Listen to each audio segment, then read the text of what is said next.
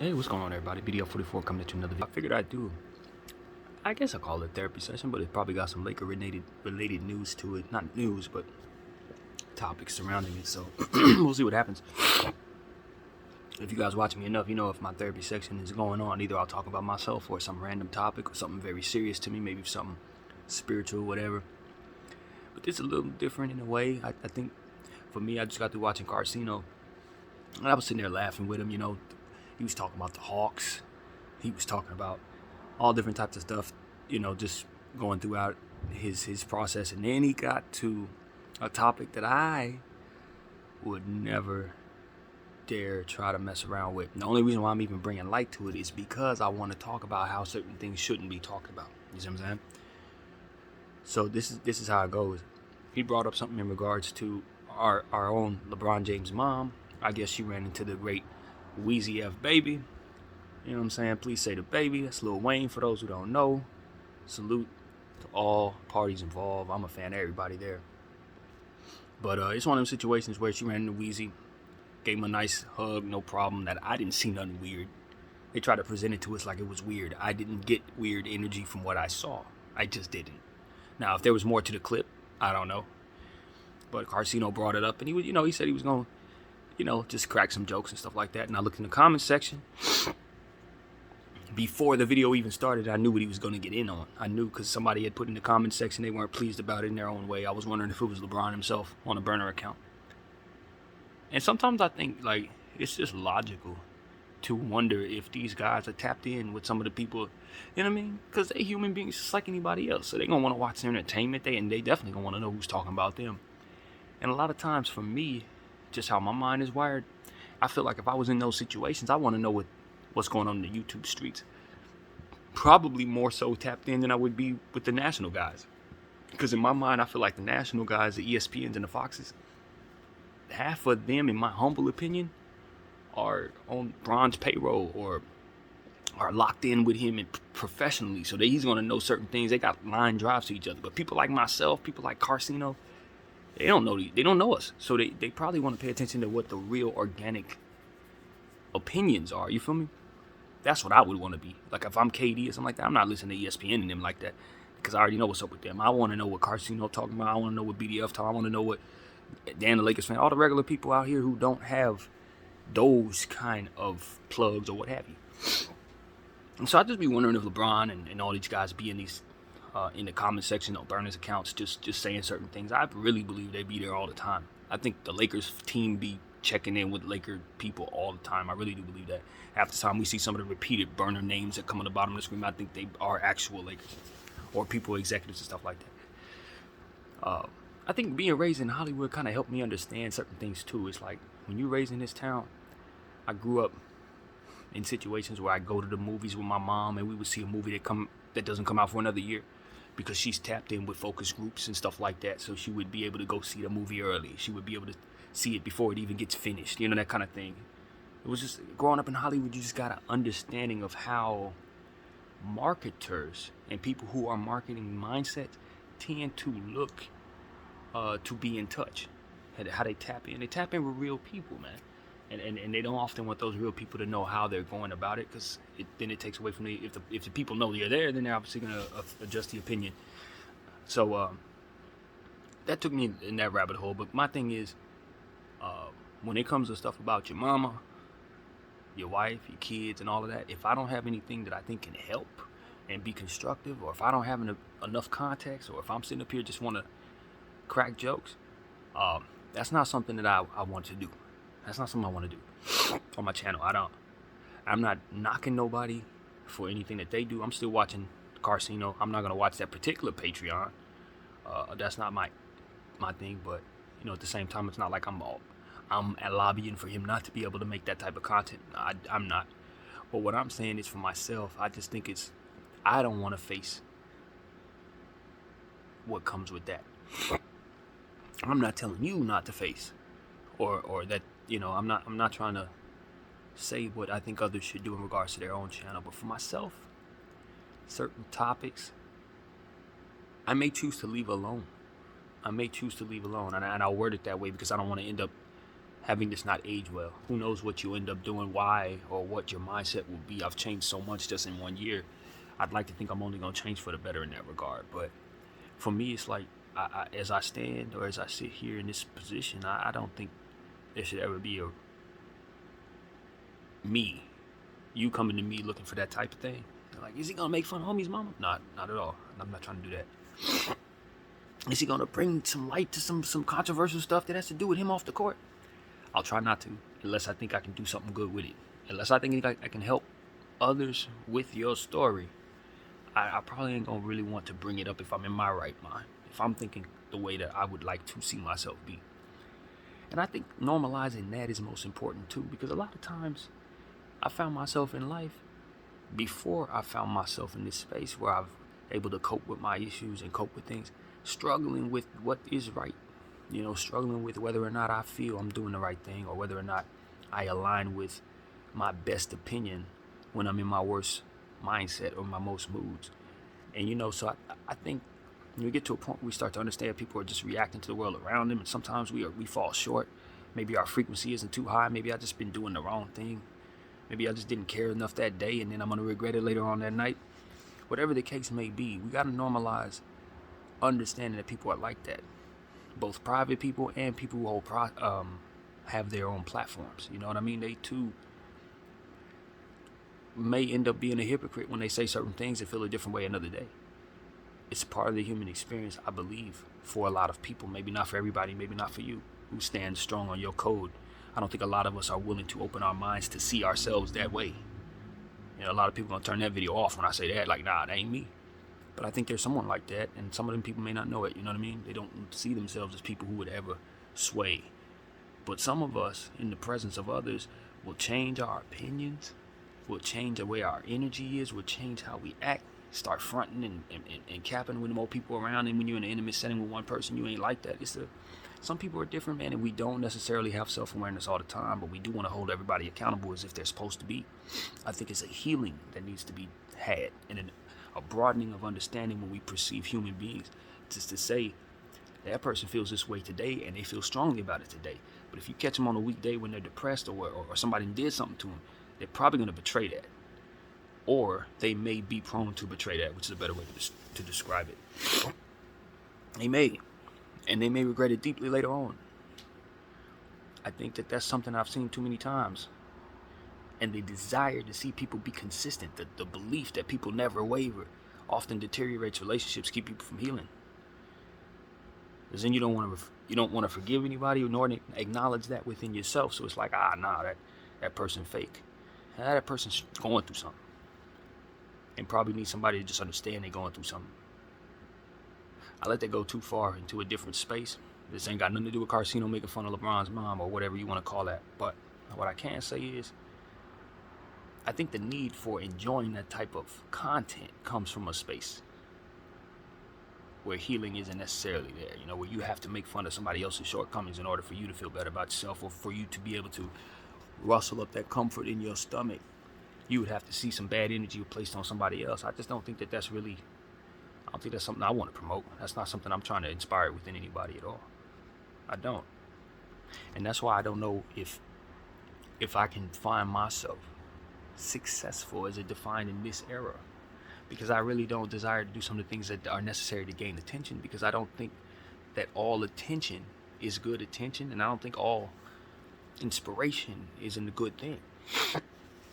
If I can say something terrible and inspire 3 million people to watch me, if the purpose was to get 3 million people to watch me, I got it done. But what they gonna do with what they got from me? What energy do they take from me? And then when they leave, what are they gonna do with that energy? I think a lot of times there are very good people who have the intentions of what it is I'm articulating, but they ain't had nobody say this to them in a way that helps them understand it. It's like you're starting something. You're starting a relay of something.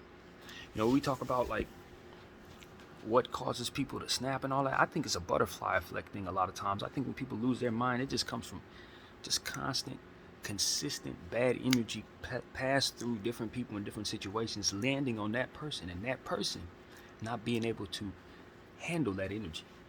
We pass these different energies around. A lot of us can absorb it and let it go, but it hit the wrong person, and you're going to see exactly what it was made of. And I do believe that's what we're dealing with a lot of times, man, that type of thing. And so as I look to relay good energy or manifest something that I think can be the opposite of that, something that can fight that, you know what I mean? When I get in this camera and I challenge myself, or get in this camera and I talk about a higher power, that's really what I'm hoping to do. Even if I don't necessarily know what I'm talking about, so to speak, even though I feel deeply, what have you, even if I'm mistaken, I don't think I'm mistaken as it pertains to the possibilities of what good energy can do. Just like I don't think I'm mistaken about the possibilities of what making fun of somebody's mama can do. Riling up somebody's gut to think however they're going to feel, you know what I mean? And then taking that energy and building upon that. You know what I mean? I think about the culture of playing the dozens when I was a kid. We used to call it, what did we call that? We didn't call it playing the dozens. We call it bagging. That's what we call it. We'll bag on you.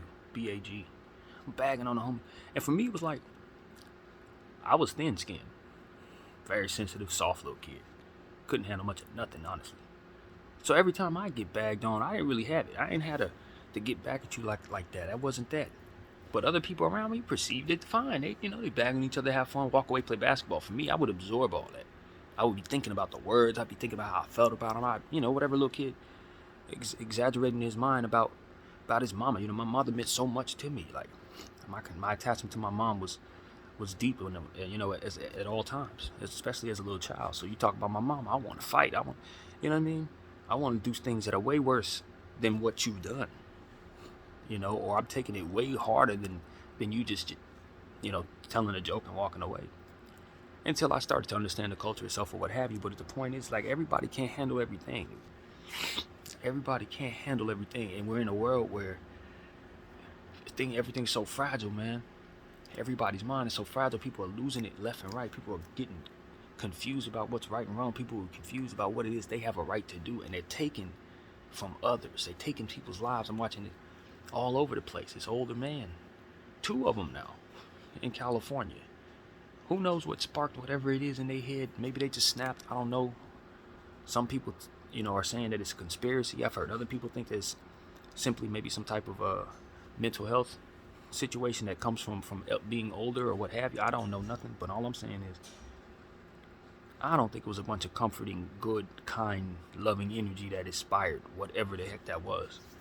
Not to say that anybody did anything to that person. But the notion to destroy people just to take a gun and just do nothing, I have to imagine something has to happen in your life. Probably a bunch of things.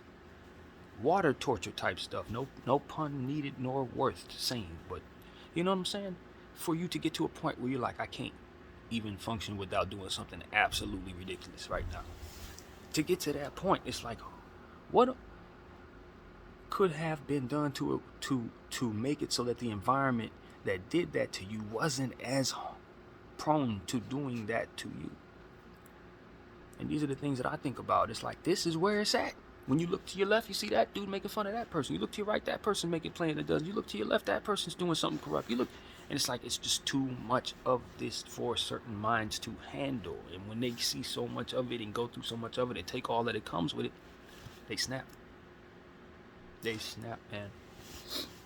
And I just do not want to contribute to yet another angle that provides them nothing other than just the repeated same old negative stuff. No, you got to see something else when you look over here. I ain't gonna let you stay on that rhythm.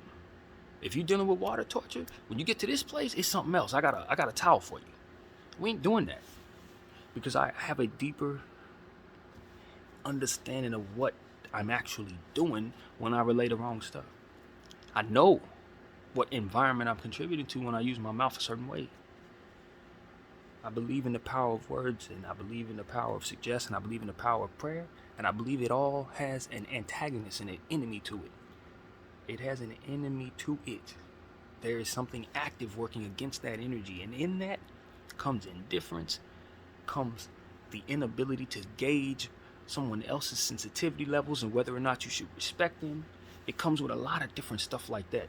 Selfishness, wild, ridiculous cruelty that takes away from the belief that there's good in the world. I think that's the only purpose for a lot of things.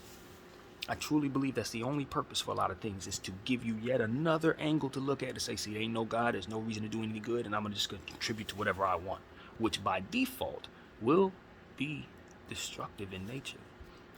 Because in order to hoard, you have to take from something else, and what is pulling away from? That's taking away from. What is that? That's a destructive tool. You're not adding anything to anything. You're pulling away from in order to hoard yourself. Yeah, you're building around yourself, but you're taking from everywhere else, and so that needs a give and take to it. You see what I'm saying? There needs to be something that you're giving back to provide that balance, so that building can be possible while you're deteriorating whatever it is you're pulling from. So as I understand that inherently, energy-wise, I know what my responsibility is. Because I've been in 37 years of life, I didn't understand anything like this, and I was putting out all kinds of bad energy. Anytime I felt negative energy, I was relaying something. No telling if that stuff is out there doing whatever. No telling what some rude move I did 10 years ago may have relayed in somebody else's spirit and started the domino effect, just keeping people going, being whatever they were. Until somebody maybe turned it around and turned it into something else by just forgiving somebody for using that energy I used the wrong way toward them. This is something that I'm not going to portray in my life if I can keep my mind right, if I can keep myself in a space that is of good and whatnot. Or it'll be just like I said earlier in the video, where I'll betray that and feel bad about it. You know what I mean? And that's what it's all about, is keeping close to what it is I believe is a God. You know what I mean?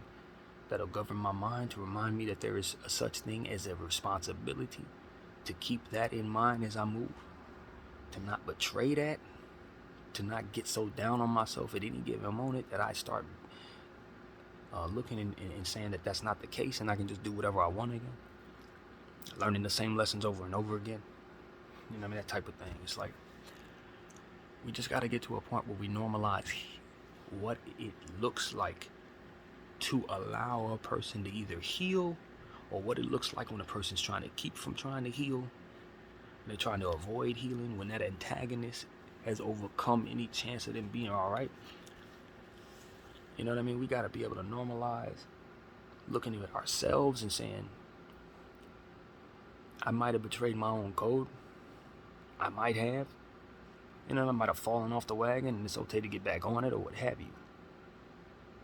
You know, it's just, that's ended thought. That is the end of the thought, because my mind is jumping to somewhere entirely different. I'm thinking about Jaguar Wright, someone that we talked about in this camera a couple of days ago, a lady that I put on the list of people I pray for very recently on this camera. And I just saw her live today, and she's out of where she was. She went to a facility, and it was just really incredible to me listening to her talk about how she had, throughout the week in that facility, been praying and been in Bible study and had been just kind of connecting with fellowship within that place. And I just understand that while she was there, I was praying for her every day, that the Lord would connect with her in a way that would take my demons in me and her demons in her and put them somewhere together, to remind myself that I'm no better than anybody else that I talk about, and to never not pray for anybody again, as it pertains to knowing that they need that prayer and not providing it for them. It's the truth. It's exactly what I was praying about, because I remember getting on this camera telling you guys that I didn't pray for her, and I was sorry I didn't, because I knew she was dealing with something that I knew that I needed to pray for. I knew I needed to pray for that. I just didn't. It was just like I just neglected to. But when I started, this is the result. Not to say that I have anything to do with that, but I just know God exists. I know He does. It ain't got nothing to do with me. I'm one of His vessels, just like you are, just like everybody else, whether we know it or not. So if we connect to Him, He's going to connect us to the truth. He's going to connect us to what it is He's doing. It's not my will. I'm just one thing pointed at Him, and you are as well, if we know it. If we know that we're all connected to Him, then it should not be a surprise. When stuff like this happens, it shouldn't be a surprise when I sit up and I ask the Lord, what do you want me to pray for? And then I hear the word France in my head, and then all of a sudden it's Paris Fashion Week and everybody's in France like 3 days later, and I didn't know nothing of it. This is not me being anything other than A real living God, a true, actual living God is real, and he connects to people who actually want to connect with him. And that's what I believe.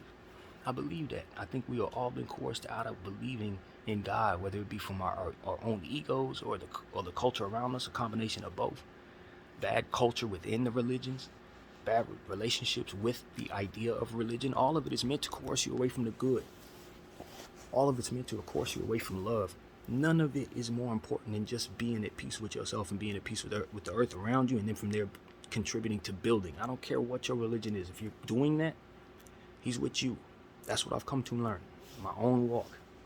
And don't take that as scripture, because people will run with that and do a different thing. But that's just what I found. That's just what I found. If you're about building, you're about love, he'll find you. He'll find you. I am not no psychic. I'm not no prophet. I'm a man who's struggled with my own self for a very long time, man.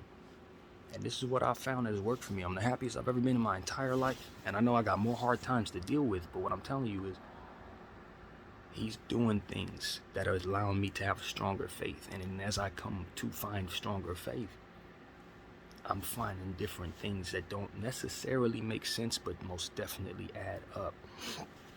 And this is yet another example of that. This Jaguar Wright thing. You know what I mean? So hopefully as we continue to pray, she'll continue to find peace in whatever way, form, shape, whatever. Hopefully she get that justice we're talking about for her son, if that hasn't already come.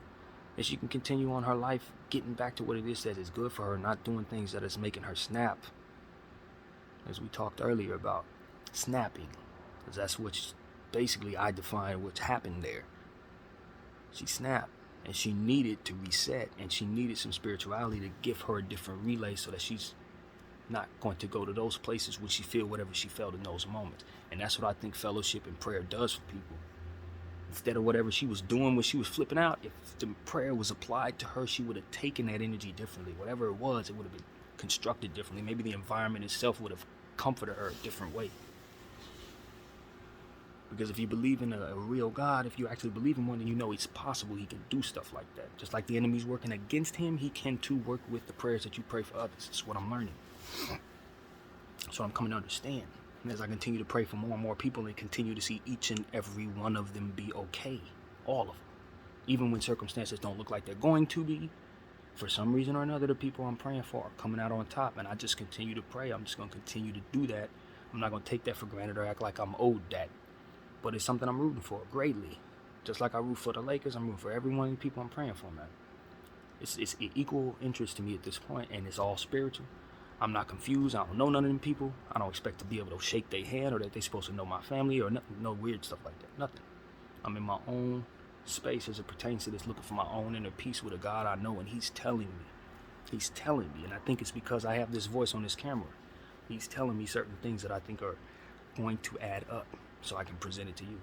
Because we have so much negativity, so much misdirection, that I think he wants people like myself to be in the shadows somewhere, organic, who understands people are watching us, who may need to see what it is I'm talking about, who may have the eyes and ears of millions of people themselves. This is what he's put in my heart. He said, don't worry about the numbers, because the people who are watching you have the numbers.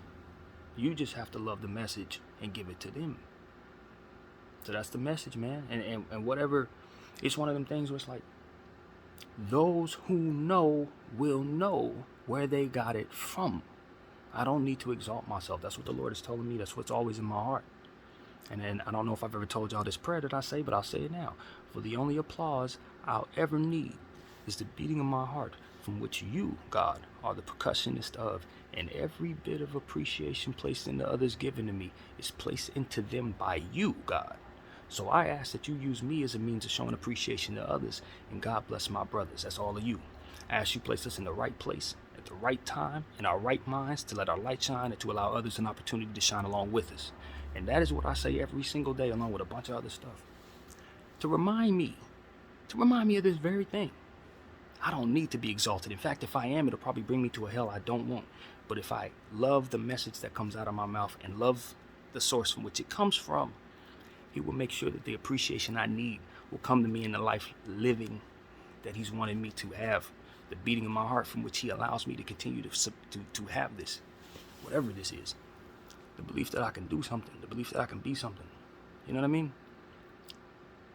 The fact that I am here is just a figment of his imagination. So because I'm at the behest of the Lord, I don't want to play around with my energy. I don't want to play with yours. I don't want to act like it's just about folly and me getting mine. That's not what he's helped me understand. That's not what all of this was for. It's about undoing some of that selfishness. It's about pointing at people and saying there's another way. Some of the stuff we've engaged in, there's an enemy there, and he's enjoying the fact that you're doing that. You know what I mean? There's misdirection there, and that's not meant to do anything good at all.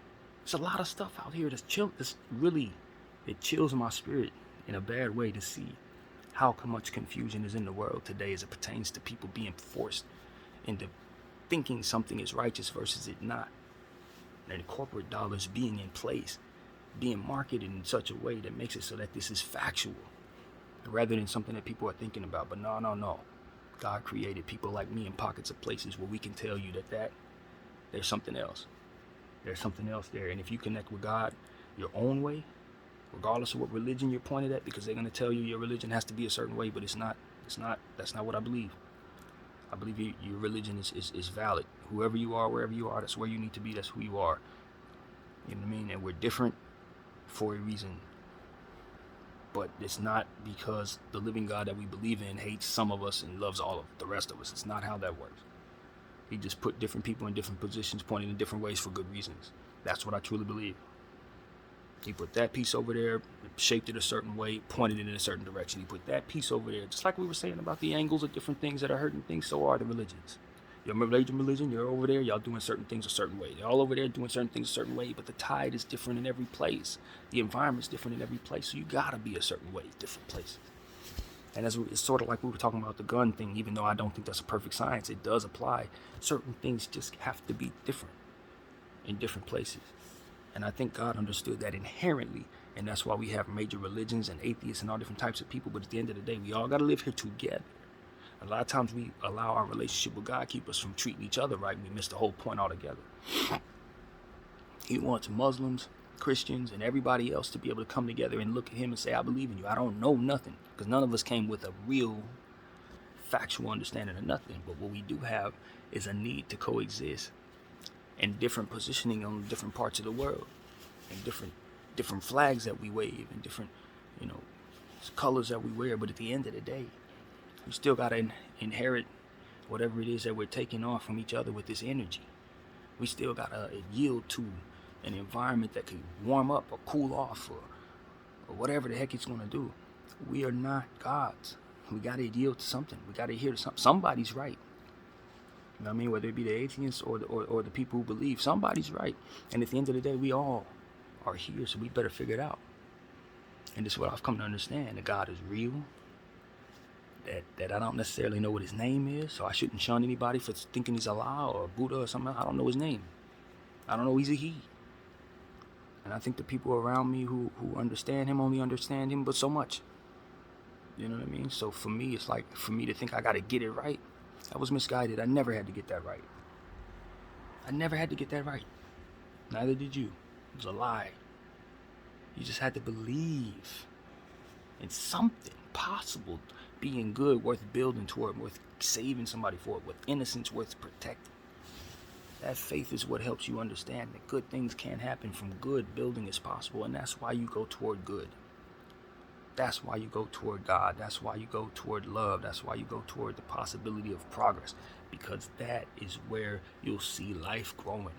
Food's there, life's there, love's there, but you ain't gonna find destruction, because destruction is gonna eat away at all of that. Destruction is gonna make it so that doesn't exist anymore, and that's the type of energy we engage in when we do certain things and we think it's nothing. It's mindless. Everybody should be thick-skinned. Not everybody's going to be, just because you believe they should be. No, you're contributing to an environment that is outside of your control, and it's probably going to be volatile in nature, and ultimately may contribute to some of the snapping that we're seeing around here.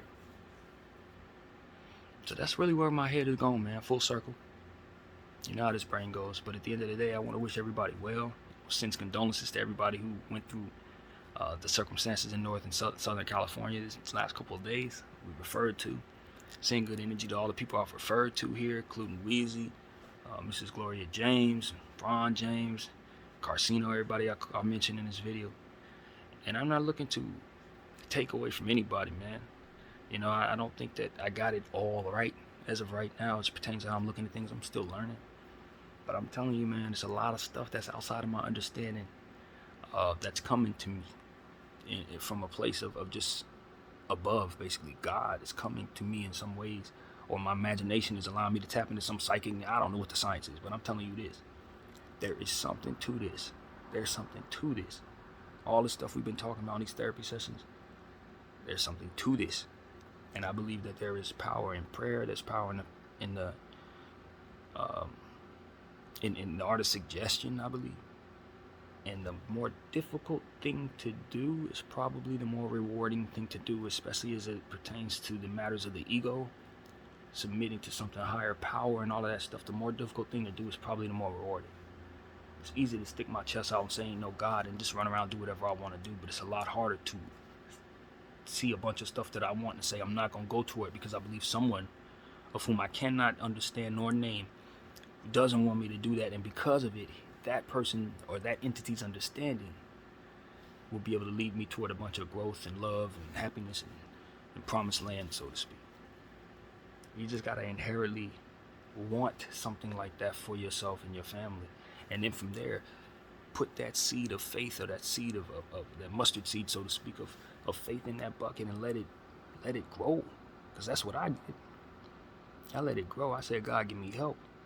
And then I just continued to come back every day. Come back every day with something new, a new person to pray for. Come back every day with a new desire to fix something within myself.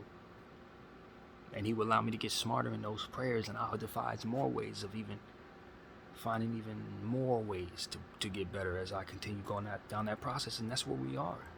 It's brought me all the way here. So I just hope that it's done some good for you guys as I continue to share. I don't know how long this is going to go. I don't know how this goes. But what I do know is the Lord has kept me going throughout this process. And I'm telling you, he'll do the same for you. Whatever his name is. And I don't know if I have it right. The guy I know is Jesus. That's the one I roll with. But I'm telling you, man, even if you got his name a different thing, if your intentions is pointed toward that person, he gonna find you. That's what I'm finding. That's what I'm finding. So that's it, man. That's what I got. I don't think there's anything else to say, man. I don't. I hope everybody's having a fantastic day and night, or wherever you're watching this. God bless you and your family. Say a prayer for everybody, man. If you're gonna pray for me, pray for everybody else with this, because that's what it's about, man. The more you pray for, the better. I think that's what I'm finding. And don't let nobody tell you your religion is invalid, man. I'm telling you right now, I pray for every religion there is, all of them. I pray for all of them. There's good and bad everywhere, man, and a mistaken person ready to do something good if they're just convinced the right way everywhere, too. Believe that, too. BDF 44. I thank you all for watching. I'm out.